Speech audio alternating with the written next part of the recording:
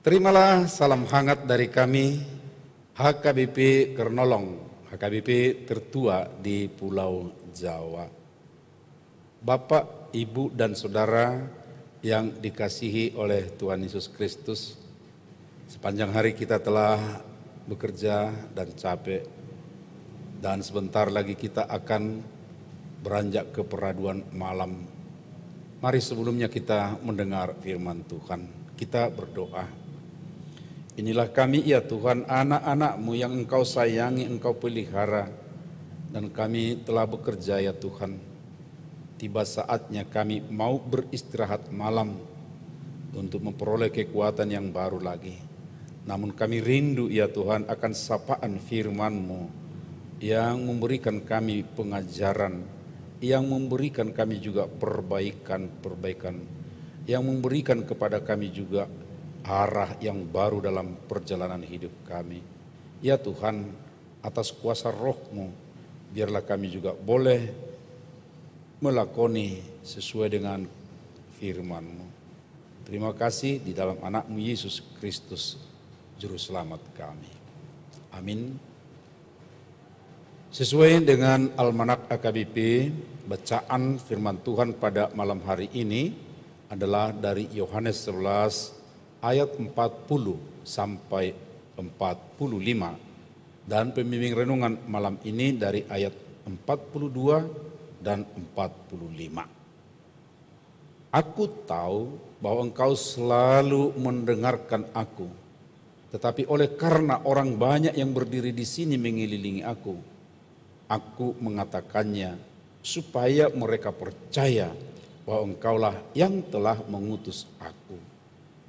Banyak di antara orang-orang Yahudi yang datang melawat Maria dan yang menyaksikan sendiri apa yang telah dibuat Yesus, percaya kepadanya. Percaya bukan sebatas mujizat. Di tahun 1990-an tidak sedikit orang berbicara soal hal-hal spektakuler dalam sebuah ibadah tertentu. Ada berbagai penyembuhan oleh kuasa doa. Juga ada berkata dengan minyak tertentu diurapkan, maka usaha terberkati menjadi lancar-lancar saja.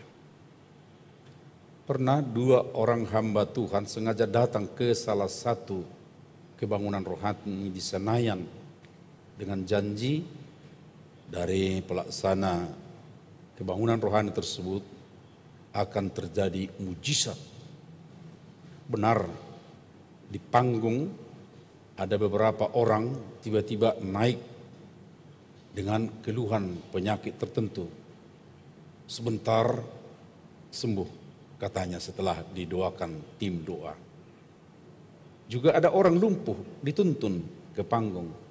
Juga sebentar setelah didoakan langsung bisa jalan. Semua diklaim atas iman mereka dan ditopang doa para pendoa.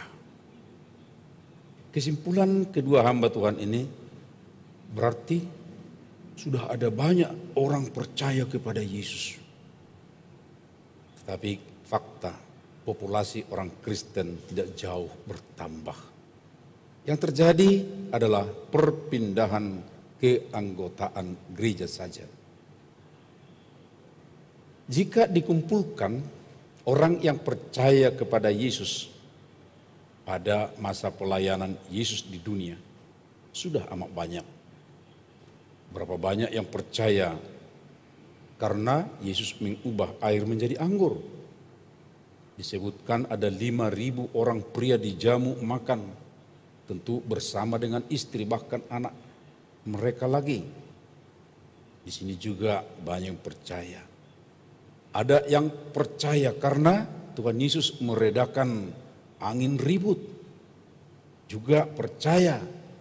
Dan di sini juga disebut banyak ketika Lazarus dihidupkan oleh Yesus. Dan masih banyak lagi peristiwa-peristiwa yang membuat orang pada waktu itu percaya. Namun ketika Yesus menderita sampai akhirnya mati di kayu salib, sepertinya tidak ada 1.000 orang atau mungkin 500 orang saja pun yang datang menunjukkan diri sebagai orang percaya kepadanya. Mereka yang dekat menunjukkan keinginannya bisa dihitung tanpa kalkulator, di mana semua yang percaya karena berbagai mujizat tersebut. Pada kemana semua? Atau apa yang terjadi dengan mereka? Pantas saja Yesus pernah berkata kepada orang ramai yang mencari Dia, "Aku berkata kepadamu, sesungguhnya kamu mencari Aku bukan karena kamu telah melihat tanda-tanda, melainkan karena kamu telah makan roti itu dan kamu kenyang." Betapa kerasnya teguran ini. Mereka percaya hanya atas materi itu saja, bukan karena melihat dengan benar siapakah Yesus itu. Sebagian melihatnya sebatas tontonan keajaiban.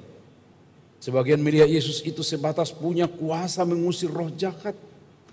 Dan kalaupun berdoa, orang seperti ini hanya akan meminta agar terjadi sesuatu yang baru, sesuatu yang hebat di dalam hidupnya. Hal-hal yang ajaib saja. Percaya yang diinginkan Yesus bukanlah sebatas mujizat atau keajaiban saja. Tetapi yang diinginkan Yesus, percaya berarti mengenal Dia sebagai utusan Allah Bapa ke tengah dunia ini untuk membawa penyelamatan dari dosa. Dan pertanda yang benar percaya apabila seseorang itu menyerahkan dirinya dengan sungguh kepada Yesus dalam kehidupan sehari-hari. Bukan justru menghindar ketika ada sesuatu tantangan. Percaya bukan hanya karena ada mujizat atau hal spektakuler. Sobat renungan malam Shalom, percayalah dengan sungguh hati bahwa Yesus adalah utusan Allah ke dunia ini untuk keselamatanmu, untuk keselamatan saya, untuk keselamatan saudara-saudara kita yang lain lagi. Berserahlah kepadanya dengan sungguh hati. Amin, kita berdoa. Kami bersyukur Tuhan, Yesus telah diutus oleh Allah Bapa datang ke tengah dunia, membawa keselamatan. Teguhkan hati kami berserah kepadamu, bukan karena hal-hal yang spektakuler atau keajaiban duniawi saja. Berkati lindungi kami Tuhan dalam istirahat malam kami. Saudara-saudara kami yang kurang sehat, dirawat di rumah ataupun di rumah sakit, biarlah Engkau Tuhan melindungi mereka. Terpuji Engkau Bapa di dalam anak-Mu Yesus Kristus Tuhan kami. Anugerah Tuhan Yesus Kristus, kasih setia Allah Bapa, serta persekutuan dengan Roh Kudus menyertai kita sekarang sampai selama-lamanya. Amin.